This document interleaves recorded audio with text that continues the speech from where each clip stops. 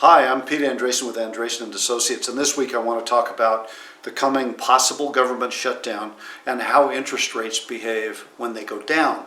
We've just seen them go up. Now, what happens if they go down, and what can we do about it?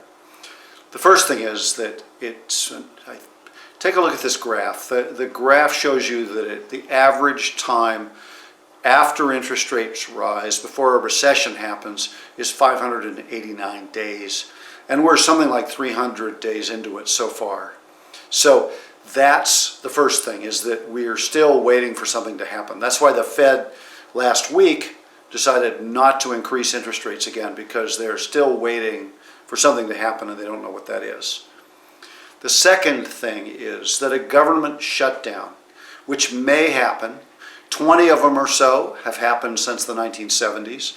And when they happen, if there's going to be a recession, it speeds up the recession, but it doesn't cause it. The government shutdown isn't big enough to cause a recession.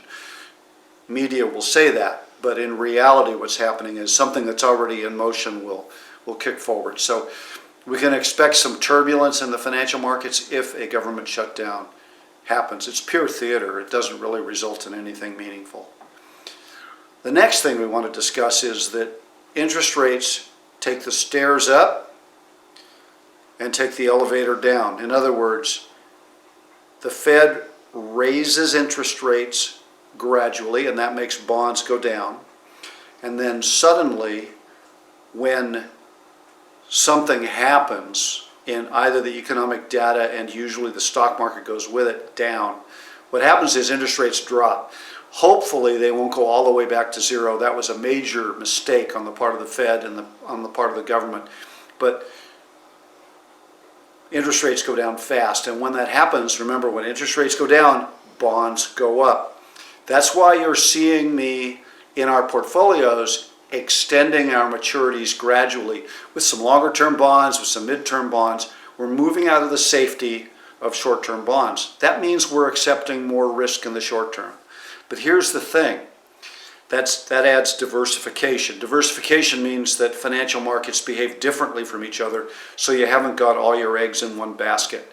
What that means is that if a recession happens and interest rates drop, longer-term bonds will spike upwards and operate as a hedge against the inevitable stock market decline that will also follow. So that's the basic plan.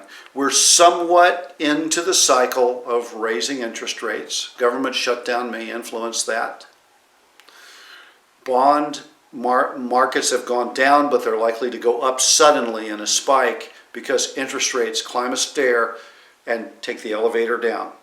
And finally, take a look at this graph, because we want to show what diversification can do if you're patient, you stay diversified, and you stay calm. Anything that happens in the coming weeks, the media is going to scream its heads off, but we know enough not to pay too much attention, don't we? So enjoy fall. Leaves are about to turn. We're finally here. We're getting through smoke season. So thank you very much, and blessings.